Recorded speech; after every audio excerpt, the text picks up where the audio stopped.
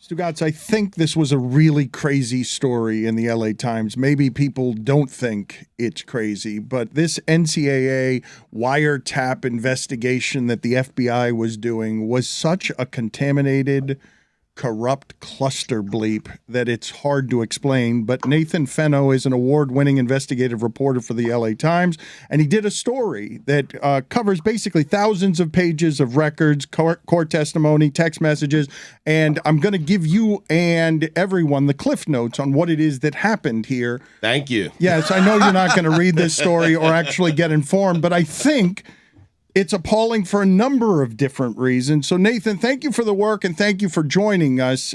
Can you just tell me, in general, how long you spent working on this story? Spent several months on this portion of the story, but it's one I've had in my sights for years, really. Can you tell us what led you to the story, why you were interested in it? Yeah, so probably everybody's remembers the FBI investigation into college basketball. It was a gigantic deal when it came out in 2017, and sort of behind the scenes, there was the knowledge that something had gone wrong, something had gone off the rails with one of the FBI agents during this operation. There were a couple of newspaper stories to that effect at the time, but nobody knew any details. It was just this vague, mysterious kind of thing. Something had gone wrong in Vegas, and as we all know, there is a whole lot of stuff that can go off the rails in Vegas. So it was always on the list of stuff I wanted to track down. What went wrong? Can you explain it to us? Because an FBI agent was using government money. He was just gambling it and drinking and partying in Vegas, correct? So back in 2017, of course, the feds are investigating college basketball, this secret high-profile investigation, all this kind of thing. And they run this really pivotal undercover operation to Vegas in July of 2017. They do it upright. It's sort of like your ultimate weekend in Vegas. They get a penthouse at the Cosmopolitan. They rent a cabana, the whole 9 yards. And when this operation's over, all the agents get together at the cabana, go through the $1,500 food and bev minimum.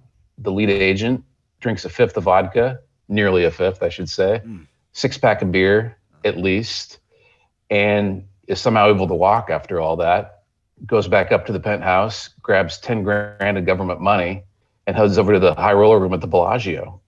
And, things go downhill from there.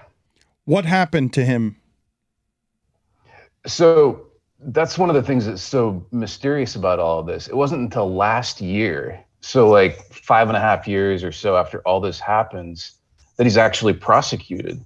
He kept his job with the FBI, actually was put on a secret foreign counterintelligence squad, if I can spit the words out. He eventually was charged with a misdemeanor for all of this. Mind you, all the coaches and whatnot involved in the case were charged with felonies. This guy gets a misdemeanor. And he's finally prosecuted last year. So that's when we finally find out the details of what happened in Vegas. What was the FBI in its wildest dream scenarios trying to execute here, and what did they actually accomplish, other than putting just a handful of black people in jail, middlemen? It's the FBI declined, probably not surprisingly, declined to talk with us for the story, as did the lead agent here. It's not super clear what the end game of all of this was. Was it generally exposing corruption in college basketball? Was it being the NCAA's amateurism police, as some folks have accused them of being? The end game is really unclear. The FBI goes after big fish. Are a handful of college assistant coaches big fish? A few $1,000s given to a kid or his family or something like that? It's sort of head scratching even all these years later. And your investigation doesn't give you a better idea to solve or answer the questions in that particular mystery? You don't know what they were actually trying to accomplish here, what the goal was? I'm sure they would say to root out corruption or something like that. But, we get into broader questions of amateurism and what is corruption at the NCAA level is, again, is giving a kid or their family some money, actually corrupt, that might violate an NCAA rule, but does that rise to the level of a federal crime? There's a whole world of difference between getting popped for a felony and violating something in the NCAA's rule book. We're probably violating NCAA rule right now. It's that easy. Nathan, beyond whether it rises to the level of a felony or not, what do you think would make it such a priority for the FBI as opposed to all the other felonies that are happening? That's a good question. I mean, sports investigations, for law enforcement, they're sexy. They get headlines. Look back to when this all came out in September of 2017. I mean, there was a live stream news conference by the feds and, headlines in every newspaper. And, we were all part of that with overwrought language about how college hoops is going to be turned upside down and wondering who's going to get popped next, all that kind of thing. And, it does generate a lot of attention in the way maybe a normal criminal investigation wouldn't. Can you tell the audience what the name of this operation was and spell it, please? Spell it, yeah. Ballers with a Z.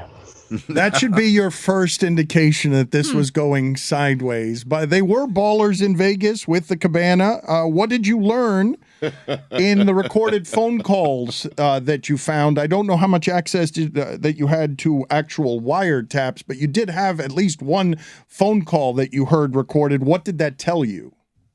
Yeah, so there was a zillion wiretaps in connection with this. But one of the key ones that I think we were kicking around beforehand is about a month before this Vegas operation. So the kid who's at the center of all of this, he's only 24, so I guess it's not bad to call him a kid. He didn't know any of these people were undercover FBI agents, and the lead undercover agent is trying to convince him to bribe coaches, saying this is the way to go. That's what you want to do. Bribe coaches, and then the coaches would demand that their players retain this sports agency this kid's starting up. And this kid's just like Christian Dawkins is his name. Yeah, you might have heard of him before. Yeah.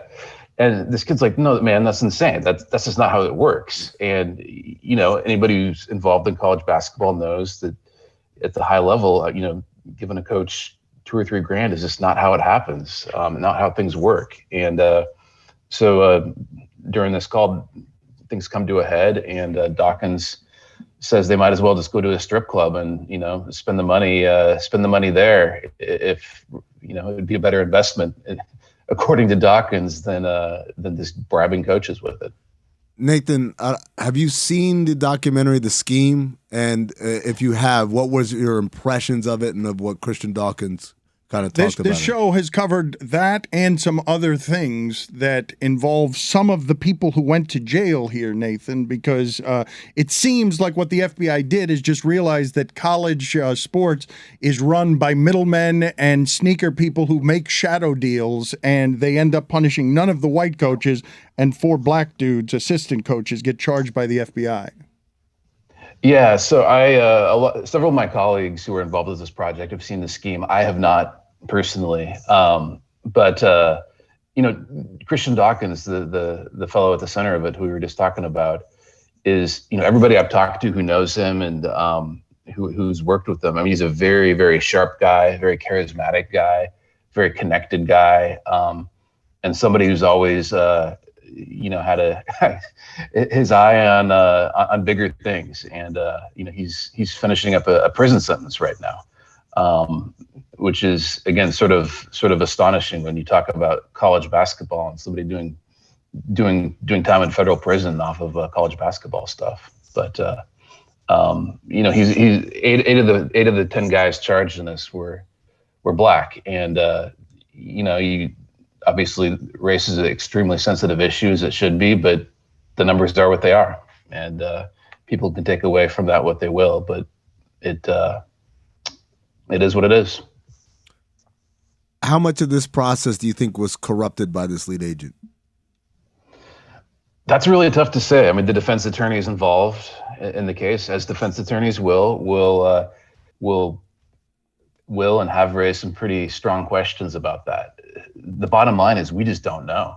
Even the court hearings where this lead agent pleaded guilty to taking this government money and blowing it on blackjack, it was very tightly focused. It was focused on him drinking too much that day and gambling the money away, and then when his supervisors found out. It was very focused on that. It wasn't focused on whether he anything else really related to the investigation. So it's amazing how much we still don't know about what happened here. Can you just do whatever you want when you're an FBI agent? You know, after Yes, this Billy, situation, that's the answer.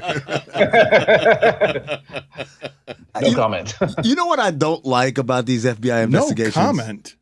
Well, I mean, Sounds like a Fed. He's a reporter. He's already ruffled feathers, Yeah, guys. but I mean, it seems like the end game that Dan keeps asking Fence. about is He's a about a cop. Fed who wanted to have a party in Vegas. I mean, like, you know, I'm not as offended by that. What I'm offended nor by am I. every time they do one of these things, the investigation, the name of the investigation, and the press conference always has to have a zillion puns in it. Like for college basketball, they're getting a timeout, and I Always, hate, yes. I hate they did the same thing Varsity with the FIFA. Blues, all of it. They all have puns. You're right. Well, I think what's interesting, Nathan, I wonder if this was your impression, was that the FBI agent Carpenter, who went on this, spending spree with government money. Good FBI agent in- name, by in the way, Vegas. Carpenter. Yeah. Good name. There Just were- one Right. one name, one word, Carpenter. There was a lot of deference to his background Great and point. the trauma that he experienced being deployed and how that was impacting him and his career. But the same amount of introspection was not paid to people who were then prosecuted for accepting $4,000 in an attempt to maybe be successful in their job. So there was a bit of a double standard applied. And so the guy who ended up spending all this government money on blackjack and losing it all lost his job, but didn't have to face any sort of prison time. Whereas these assistant coaches, some of them did for very small infractions. Is that right? Yeah, that's a great point. And Carpenter, the lead agent, was served in the 82nd Airborne, did a couple of tours in Iraq. Was by all accounts a very respected and dedicated FBI agent. Worked on the FIFA investigation, so he was no stranger to high-profile stuff. And but, puns. He gets out of this with a misdemeanor. Was he investigating and- why soccer's dead, or? Zing. He gets out of this with a misdemeanor, and the other coaches have felonies. And as we know, I mean, a felony is it hangs around your neck for the rest of your life. And it's, again, a head-scratching part of this whole thing. Nathan, how rare is it? Do you have an understanding of how rare it is for there to be 2 undercover agents, 1 year spent on this, 8 states worth of FBI operations, thousands of wiretapped calls, and the net result is pebbles? They get nothing. They don't make any kind of impact, barely any ripples. I don't know. It's a great question. I wish I had a clear answer to that. But, the resources involved in this were, from our perspective, just as ordinary taxpayers, pretty significant. What's the end result? They got some convictions, but they're not people who the average person's ever heard of before. Is college basketball any different? No. I mean, we're all going to watch the tournament this week, and everybody's going to fill out their bracket, and the world just keeps chugging along. It's aside from these coaches whose careers have been ended because of this. Nathan, we appreciate the time. We will let you out on this note. Amin has his top 5 single names for FBI agents. Number 5, Amin. Well, first of all, I have an OLI outside looking in. All right, outside Nice. OLI. How many? Just one? Yeah, just one. Harris. Not bad. Number 5. Utah better be on that list. Thompson. Number 4. Carpenter. I thought it was pretty good. Surprised it made the top 5, though. Number 3. Johnson. Johnson's a great one. Number 2. McGillicuddy. That's not in Stop any it. way accurate. He's also got a medical degree, by Number 1. the way. Smith. Nathan, any objections? I don't think it's a great list. Anything you want to throw in here to knock out one of those from the top 5? Well, I think the name of the undercover agent in this whole Ballers case, Jeff D'Angelo, is D'Angelo. You need an Italian there. You need a paisano. D'Angelo. Yeah. he was a character. He was a character. So Nathan, thank you for being on with us. We appreciate it, sir. my pleasure, everybody. Nathan, for you. Got a couple of sounds I want to play for the audience before Jay Bilas stops by, but Tony did not like. He was screaming at Amin during the break, saying that was a shitty list. I've got a better list. It was combative. I believe Chris Cody reported him to HR. Regardless, Tony now has a list he believes to be better of top 5. One single name for an FBI agent. Tony, number 5, please. I've got no lie, Dano. Okay, I'm Starting sorry. Nice. Keep making this mistake. How many? Excellent. How Just many? one. Just one. Just a All right. singular one. All right. What's outside? It's the FBI agent that usually dies early on in the film or TV show, and you're like, oh, I really like that guy. He was so nice. No What one was it? ever What likes was that his guy. name? McDonough. Oh, yeah, McDonough. Yeah. Never saw it coming either. Yeah. What? Yeah. That was harsh from Billy. that? McDonough. Billy, Yeah. Billy got his hands on some of the keys, and he's undermining now Tony with the board. Number 5, Tony. Where's my Number lie? 5, Fox. Oh, this is Billy's anarchy here. Number 4. McMalley. McMalley with an M? Yeah. McNally. McMalley? McMalley. McMalley with an M. You made it with an M. It's McNally. Is that even a name? It's a map person, isn't it? It's my list, guys. No, okay. number 3. Cole. Yeah, Cole's a good one, I thought, but I don't think he's gonna. You mean O'Malley? Did someone suggest McNally and you heard McMalley? I think I wrote McMalley wrong on my paper. Number 2. I have bad I handwriting. thought it was happens. your list. Yeah, no, I was just reading. I think I wrote it. McMalley doesn't even I think exist McNally. as a I think it was an surname. N. Like, I I think tried it to, is I tried to in McNally. Google cursive. it. You know how when you write it in cursive, the N and the M are so close, you have to add that extra hump, you know? They're close and non-cursive too. You write your lists in cursive? What is he doing? Is he just playing every sound that's there? Number 2. You can't let Billy near the buttons. Number 2. Matthews.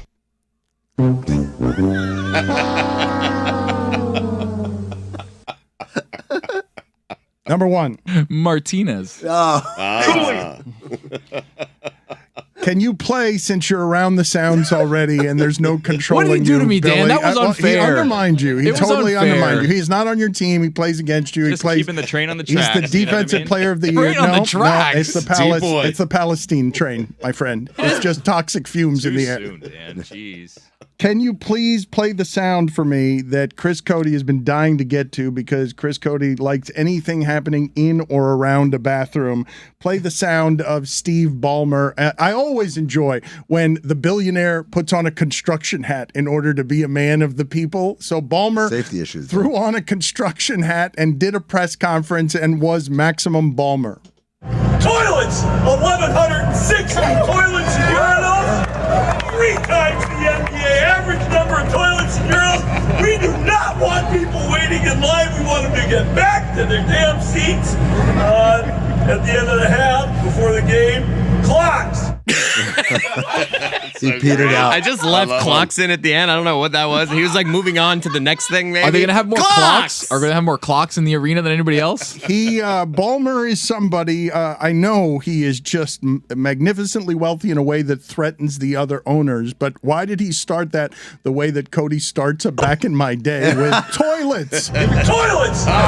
Yes. Give me the music underneath it. If we could, that would be. I don't know if that's too. Can't do that. How could All we right, possibly get just the music? It is 3 times as many toilets they're going We to like have. people to pee and get back to their seats in time. Toilets. No. He peters out a lot. Like by the time- Clocks!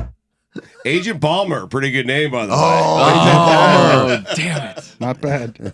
I like this. More toilets. That's what every stadium needs. You hate waiting in line for no, toilets. no. Toilets! I never have to deal with that because usually the ladies' room's a much smoother experience at a game, but Gross. I broke my cardinal rule of public dumps Yeah. at the arena last week when I went to Cavs Heat, and I was so disgusted with myself. I was like, I couldn't look at myself in the mirror when I washed my hands. I was just like, How dare you? I mean, it's just terrible. Like, Did you hover? Or I got one of those little wax paper They things. don't work. Yeah. Yeah, I tried. Bert Kreischer is going to join us later in the show, and I have been accused by the group here of ending the podcast he did with Bill Burr.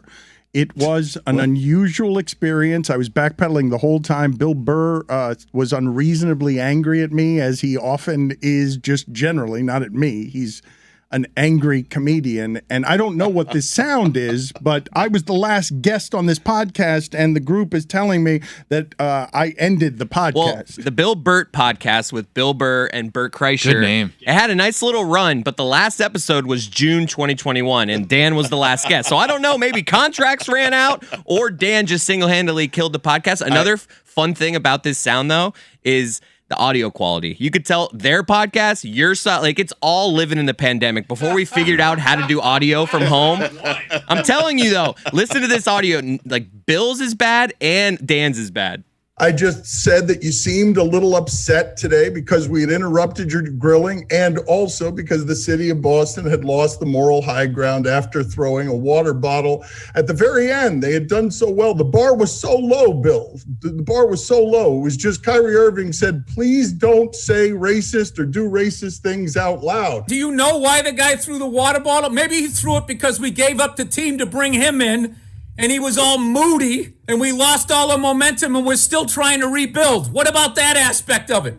There are plenty of reasons to be mad at Kyrie Irving in Boston that have... No, that's not that. You know something, dude? I want to know where you live. Because I'm not saying Boston isn't fucking racist, but this fucking bullshit that white guys like you try to do, that racism exists only in the South and in Boston, Massachusetts, is a crock of shit. I've been on the road for 30 fucking years, and the fucking shit people have said to me, and because I got my wife, you know, I got to go home to her and all of that shit, I had to learn how to fucking navigate, like knowing the N-word was coming, and that happened to me in every fucking state. So don't come at me, Dan, with, oh, Boston, they're making all white people look bad. Get the fuck out of here. For the record, Dan Le Batard's Cuban, and they are way more racist than white people. Who came at you? Nobody came at you. And I know America's racist. I believe. Well, then stop with this fucking horse shit that it's like everybody else can fucking do their bullshit, right? And then all of a sudden it's just like, oh my God. How about every time the Lakers win a fucking championship, within 20 minutes, a police car is turned upside down and on fire? What is that an expression of? How well they're being treated out there? That is not an expression of celebration I have ever understood. We've all come out of It's because they're being oppressed and they're getting pulled over for nothing and getting the shit kicked out of them. And that's what happens. And then what happens is, once again, they go down there, they're just trying to have a good time because their team won the championship, and then they get this keep it moving fucking vibe that they get every fucking day of their life, and next thing you know, a police car is upside down. So don't fucking come at me with this, oh, Boston again. Get the fuck out of here. Who came at you with anything, Bill? I was saying hello to you. You did, with the moral high ground, like your heart was broken. My heart is not broken from what happened in the Boston Celtics game yesterday. My heart is broken as what happened in America over the last year. We come out of a pandemic, and as soon as we do, we're throwing popcorn at Russell Westbrook, we're spitting on Trae Young, and we're throwing bottles at Kyrie Irving after what we just came out. All right, well, in fairness to me, I don't watch the NBA because I think it's fucking rigged. It's cast like a fucking soap opera. Chris Cody, mortified, just realized that he forgot to edit any of the words Bill Burr There were just bad words? said. Just a couple. Well, the podcast listeners will have it bleeped because I'll do it in post. But yes, I did in the sound This they is just live? heard, forgot to bleep it. I love the visual of you backpedaling because I can see it like Jalen Ramsey. I mean, With a beeping They sound didn't because do Dan's another rather episode large. out of this? I Bill Burr's publicist after that was like, okay, no more of these. I want you to picture me backpedaling in Jalen Ramsey's uniform away from an angry Bill Burr. Jay Bilas next. Nice to be seen. Thank you for being with us. I believe that you are responsible for one of the great lines in the history of this show when I said that you cannot say don't.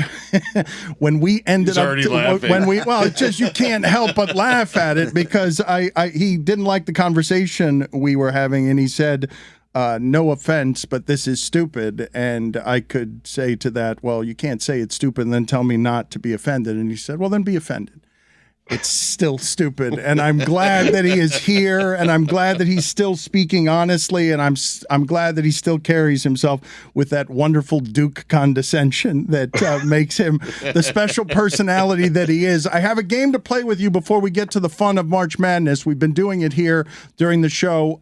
One name for an FBI agent. I want you to pick here from among these lists the five that you like best. I mean, give him your name, your last name that you would assign to an FBI agent that would work for you. Give him your list of 6, the OLI included, all of them. I don't remember the OLI. Number 5 was... It was Harris. Oh, Harris. Harris. So you can't remember your list, and Tony can't read his because it's in cursive. Regardless, go ahead, Amin. Number 5 is Johnson. Number 4 is Carpenter. Number 3 is Thompson. Number 2 is McGillicuddy, who's also got a medical degree. And number 1 is Smith. It's a bad list. It is a bad list. Tony, Great list. let's hear from your list. Mine's in cursive again. McDonough in my OLI. Number OLI is outside looking in for those that don't know if you haven't heard the show. Keep going. Number 5, Fox. That's a good one. Number 4, McNally. McMalley. Oh, I wrote it wrong. Keep going. Number 3, Cole. Number 2, Matthews. Number 1, Martinez. Do you like those? Would you like to select your own? Do you have any that you think are better than this? I think I have a better one. You have a better one? All right, Yes. give him some more choices here. What do you have? All right, these are people inside of sports. Ballmer, Bilas, Mulkey, Bradshaw, Barnes. You got to say Bradshaw's agent. good. You got Bradshaw. Agent Bradshaw. Oh, that's Agent strong, Bradshaw man. is good. That's a strong what one. do You know what? I'm standing up for Stugotz. Standing up? Bradshaw is good. Thank you. Yes, Thank yes. you. Bradshaw's great. Yes, it is Tip my really cap, good. son. What do you like here, Jay? I like Stugotz's list because it's one, it's from sports, and 2, it's a little different. I would, if I went from the NCAA tournament or just college basketball, I would go Jaminski. Agent Jaminski for sure. It's I good. love this. Sampson, Larinaga. Yeah. I would do Self. Agent Self. Agent oh, Self. he's a bad one, by the way, like an evil one. Double agent. Crooked. He's a double crooked. agent. He's a crooked one. Yeah. Sure, Corrupt. compromised, And yeah. then for the number 1 seed, I would go Agent Oates. Do you like Agent Bilas? Does that work for you, Agent Bilas? It would. I would love it. You know, one, with my Duke condescension, I would be great at this. But the other would be the problem would be it would be mispronounced. So they would say Agent Bilas, and then I would have to say no, it's Agent Bilas, special agent. You'd love doing that. You would love Yes, doing he would.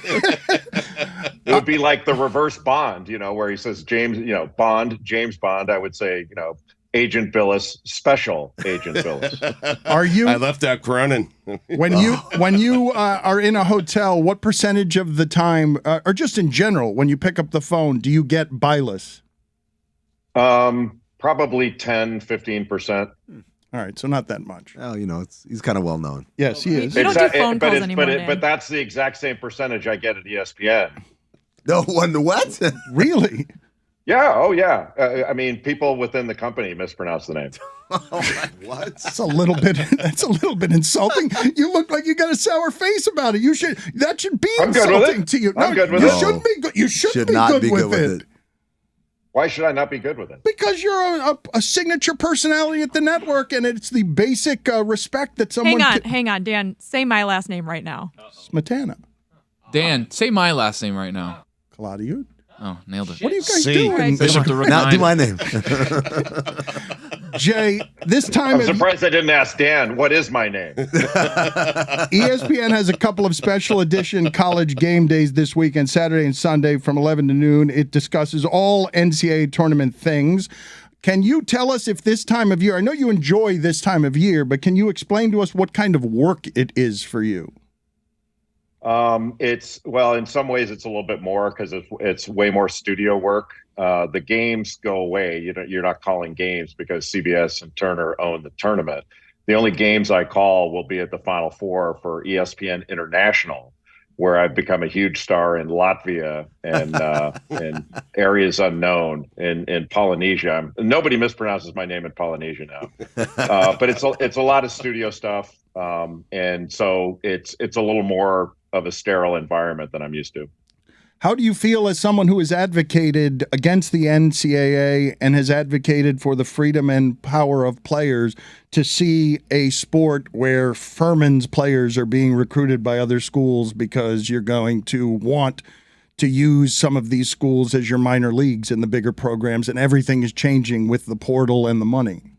Yeah, I mean, I don't think those two things are not necessarily related, the money and the portal. The portal was an NCAA rule. They did that themselves. I mean, the money came from a lot of different pressures that the NCAA was facing and some of their own decisions. But you could always transfer. You just had to sit out a year.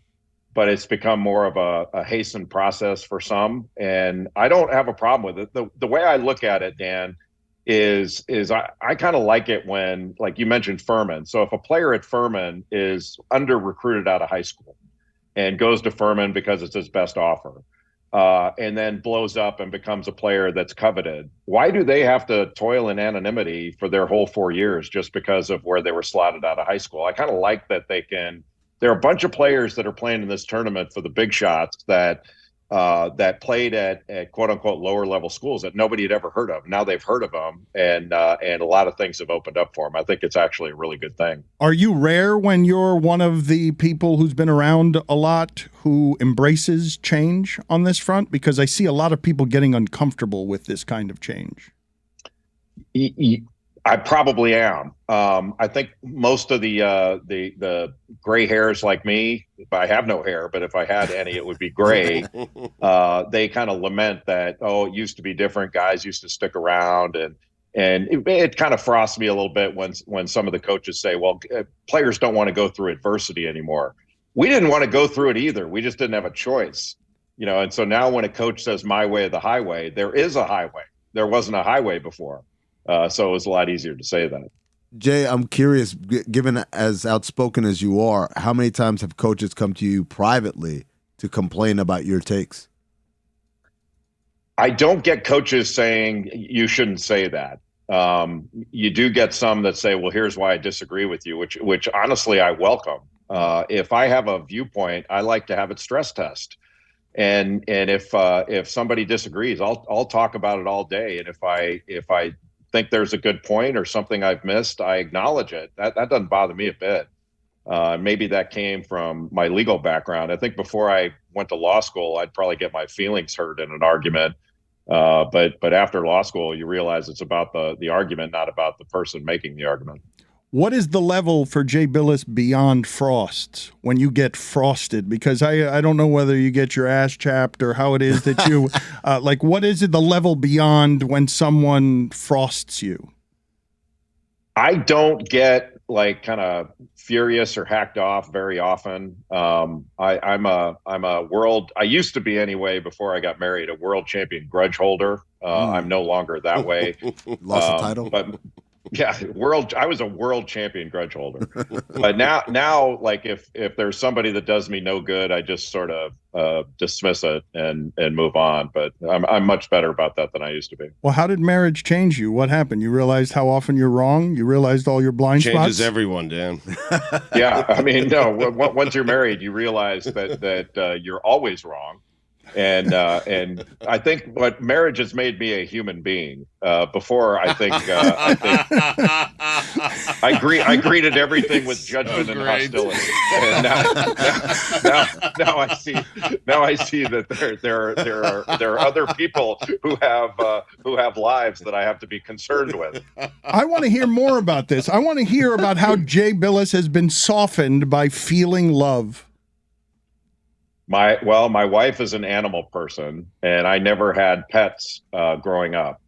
And so she is like the kindest person I've ever met. And so that sort of changed me, is having pets around, and then kids and all that changes you. But my wife is a very social person. And I was, when we would go to parties, I looked at I counted how many doors there were and which one could I get out of at this party. And whenever I tell my wife, okay, it's about time we leave, I know it's 45 more minutes because she has to say goodbye to every person. And I'm an Irish goodbye guy. My man. Like I just split. Right. And I'll see them again. If I'm at a party with people I know, I will see them again. I don't need to say goodbye to every person that's at the party, but she does.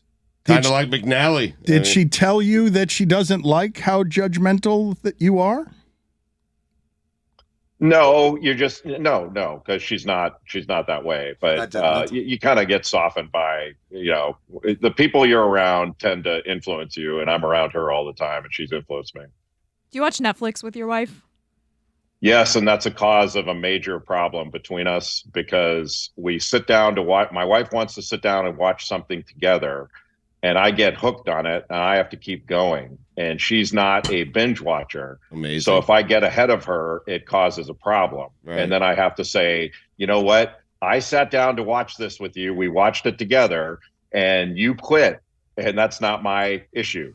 So that causes a problem. So we were actually talking about this a little bit earlier, Jay, and it's Netflix infidelity is what we were calling it. Like, do you continue to watch without her and then pretend you didn't, and then you have to rewatch the same thing, or you just kind of open about it and you're like, oh, let's just I cheated on you basically with the show? Or do you sit back and you rewatch it and then you have to kind of like wake her up if she's falling asleep and pretend you haven't seen it before just to kind of keep it moving so you don't fall so far behind? No, I have my infidelity oftentimes right in front of her. Oh, wow. My man, hell yeah. Wow. Bold. I keep watching it when she's had enough. Oh no. And so I bring the mistress right into the house. But my God. Hell yeah. That's hot. the problem luck, is Jay. when she wants to watch something and I'm watching it and getting hooked on it, she's watching it and doing a crossword puzzle at the same time, and there's something really important that happens, and I'll say, okay, what just happened? And she'll say, don't quiz me on this. And don't, that Jay. becomes a problem. Yeah. So you got to go with the move sometimes of just pause the show and see how long it Oh, takes my them to wife realize. hates And then you that. just look over at them Hates like, that. oh, sorry, it's been paused for 2 minutes. Somebody didn't notice. Are you saying, Jay, are you claiming that you have never in your life watched again with your wife, pretending that you haven't seen it, but you've seen it and you're just pretending that you're watching it for the first time with her? That's never happened to you? That's never happened. No, I would not do that. Gotta cheat more. Wow. She's seen me jump way ahead, and she can tell on the Netflix thing that it's gone X amount of episodes. Oh, yeah. With that little red line. She knows. By the way, just to give everyone a hint, if you want to get around that, you create a second profile. You watch it on the second profile. That What is way, he doing? the main profile No, you're he's on right. He's right. remains untouched. But you can Second see all the profile. profiles. What, you got She'll be two like, phones? what's No, this, what's name this it after, profile? You that name we- it after one of your kids or something. Yeah, Yeah. or call it guest. Exactly. That's what I do. Yeah, I call them guest. guest. I my don't know God. if it's fair to do this to you or not, Jay, but just based on your television persona, I view you as being sort of serially honest in a way that probably doesn't serve you in a lot of instances, because not everyone appreciates serial honesty. It doesn't bother my wife. Like, she knows how screwed up I am, so she doesn't mind. You know, I jump ahead. She gets a little bit annoyed, but it's not a problem. But we mostly laugh about it. But I just can't. When I get hooked on something, I'm going to keep watching it, including on airplanes and all that stuff. I just can't. That's why I don't watch a lot of it during the season. I don't want to start something, get hooked on it, and then all of a sudden in the middle of the night, I'm watching 3 or 4 in a row. It started with Breaking Bad. Like, I could not stop watching Breaking Bad, to the point where when the credits came up, I would go, "Damn you, Vince Gilligan," because that was the last thing you saw, and I knew I was going to watch the next one. Jay, good talking March Madness with you. Thank you for being on with us. We appreciate your time. ESPN has a couple of special edition college game days this weekend. If you want all his very smart, illuminating opinions, He picked every game on the Dan. tournament, Saturday and Sunday from 11 to noon, he will be discussing all things NCAA tournament. Thank you, sir. This was like being on Dr. Phil. Do I owe you? Do I have to pay a bill for this? It was good seeing you, Special Agent Bilas. Bilas. Oh, Bilas would have been better there. That would have been a better joke there. What are you doing? What's wrong? I mean, I'm laughing at the way you're sitting and you got a big smile on your face. Why? Because he's ready. He's poised. Yeah, He's poised to like, Billy is ready to poised go. to attack. What has Billy poised to attack? He's got his leg up on the Yep. counter like Pat McAfee doing Yeah. an interview with Aaron Rodgers. So cool. He's got his leg up, and why great. are you ready and these are poised? short shorts. I should. Yeah, I'm about to say This is that. a They weird- are- Let me stop a lot that. of This is a thigh weird beats. angle. Weird angle for me. Stop that A lot of thigh. real quick. Yeah. We don't have an HR department. We're good. I don't know. Anyway, Puerto Rico DR's today, Dan, huh? Oh. This is a big game. I think it's the biggest game that's ever happened in the park. And Dan, I don't know if you know this. This happened moments ago. Cuba advanced, and they will be coming to play in Miami, which is going. This is something that it's gonna be a bit crazy. Is there a chance they can play the United States? I have to see how things go out with the brackets, but this is like. I don't want to, like, as a Cuban, this is going to be exciting. This is not a good scenario. I wouldn't say having them come play in Miami. And I think that everything is traffic scenario. A lot of traffic. No, right? Well, traffic's going to be bad. Are you assuming that the local Cubans are going to be rooting for Cuba? Because it's going to be weird. It could be odd. It's going to be weird. I think they will, but let's explain this to people. I want to talk about Puerto Rico and the Dominican Republic because that is an intensely flavorful game. But what you're do or die, Dan. Right. I don't root for Cuba in any athletic competition, but if a Cuban does well individually, I am happy. But if they're doing thing under the flag as a country, as a unit, I root against them. Will there be defections? I mean, that's the tricky thing, right? I mean, there's no wet foot, dry foot anymore. So I don't know what I'd have to show up, I would think, at an embassy and request asylum. But like, how is that going to happen? They're going to be all guarded. They're not going to be able to leave the hotel. Or you're going to have people trying to break them out of the hotel. Like it's look, nothing could happen, right? They could just go play baseball, but like things could happen, right? And most of the people that would be defecting at this point, it wouldn't necessarily be because of political beliefs like it used to be in previous generations. Now the professional athletes coming out from Cuba, they're fully indoctrinated. And so there was this one moment where a soccer player for Norwich was in the Premier League. He was the first Cuban to ever play in the Premier League. And I was like, super excited for it. Awesome. And then I went through his Twitter history and I was like, oh, shit, he's very pro-Castro. I can't root for this guy. But is he, though, Mike? Yeah, well, publicly, but like that, like come on, like that. That doesn't always mean he is. No, not necessarily. But if you're still there, and granted, it's very difficult and has been historically to get off of that island. But by now, and I know that they've had SOS Cuba, and there isn't a full alignment of ideological principles over there.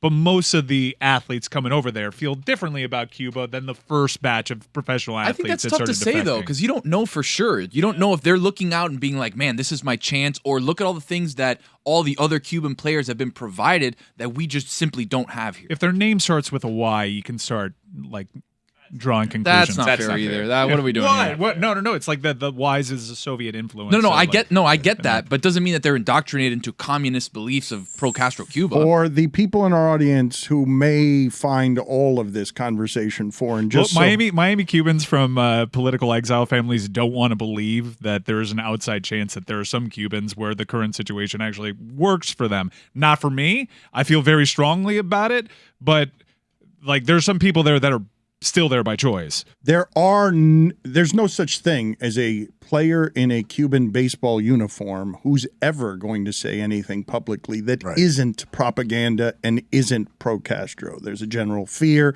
that hasn't changed, I don't imagine, that much from speaking publicly about things that might get punishment because people in America have grown accustomed to a freedom that people in Cuba do not have. But for those who do not know, the ball players in Cuba, while treated better than most when they go to places like Japan and stuff, Livan Hernandez many years ago, is stealing detergent from the Japanese hotel so that he has something back in Cuba. A lot of guys, carry their bicycles up flights of stairs, even though they're very famous and great international ball players, because they're living in the 1950s. I don't know if we're going to get defections. I don't know what the protests are going to look like. Billy, every time anything that comes from Cuba tries to perform in Miami, there are a whole lot of people, old people who have not yet died, who go and protest the existence of that thing, even getting to appear and be free in Miami. So typically, in the way the World Baseball Classic has worked, I don't believe Cuba's ever played in Miami. They always have them. I think the closest they've come is they did like a spring training game against another team, like as a warm up, like in Central Florida somewhere, and there was protesters running on the field. Like it's usually like they did it this time. They played in Japan, and now they've advanced to the point where Sunday night they're going to be playing here in Miami. That's going to be nuts. They're going to be playing either Venezuela or potentially the U.S., depending on how that pool kind of shakes out. Because like right now, the group that the U.S. is in, there's like a 3-way tie, and then the U.S. is playing Colombia, and then it comes down to a tiebreaker. So like potentially on Friday, the U.S. could be playing Venezuela, the winner playing Cuba on Sunday. Or if the U.S. wins their bracket, they could be playing, and then they could end up playing in the championship game if Cuba advances past the semifinal. So it could get like... It's going to be a shit show with Cuba in town. The local politicians are not going to miss this opportunity. It may not, but like the game is going to be about more than baseball on Sunday. And I don't know how the WBC kind of covers that properly. As a relative Gentile to this conversation, right? What's a more explosive situation? Cuba versus U.S. or Dominican Republic versus Puerto Rico? Because DR versus PR is... Oh, tonight's going to be crazy. This is going to be crazy. But the vibes are going to be good. It's going to be crazy It's good all vibes. positive. It's not politics. It's not... You think it's... Politics. Look, coming from a New York background, it ain't positive, Dan.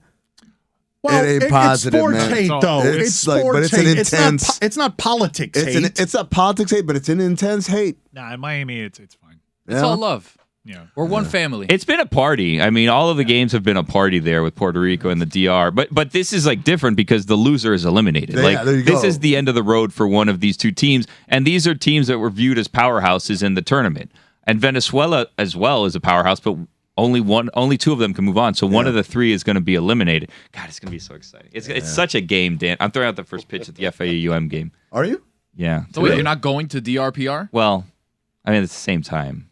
Wait, are you going to throw the first pitch and then leave? There it is. There it is. Of I think course. that's bad form. I can't do that. It's not I can't bad just form. show Two up. innings? No. You're going to miss the biggest game in baseball history. He has to be there for. You can just tell the FIU people you got to be at But that they're game playing for like work. a homestand. They have like 3 games. No, it's just one rivalry game. That's not too prisoner of the moment. Baseball, our most historic game. Biggest game ever. Put it on the poll, Ever. Juju at LeBatard Show. Is tonight the biggest game in the history of baseball? It might be.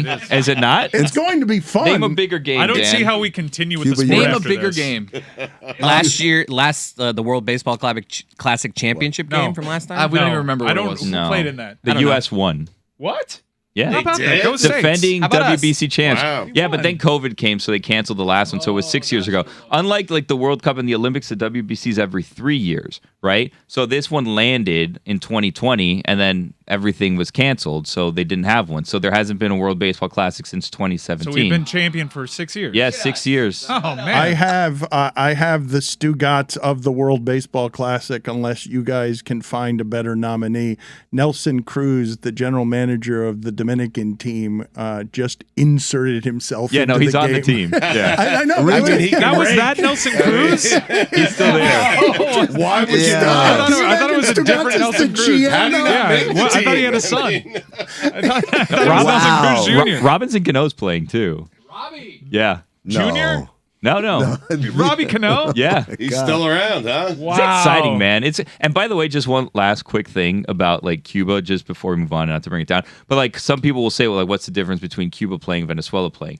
The Venezuelan players are all major leaguers for the most part, playing under their country's flag, where the Cuban players are actually Cuban players from Cuba who are playing in Cuba. In fact, there's a Cuban player playing in Mexico, Randy Rosarena, instead of Cuba because he defected, and the reason he's playing for the Mexico team is because that's the country that he fled to, and that's how he was able to make it to the major leagues. So he felt this connection to Mexico and wanted to play on the Mexican team. So that's the main difference, because people will say like, oh my God, communist, socialist country, why is it that there's a difference between the Venezuelan team and there's a difference between the Cuban team? Why are the Venezuelans rooting for their team? And it's because it's all of their players that are playing in major leagues playing on behalf of their country.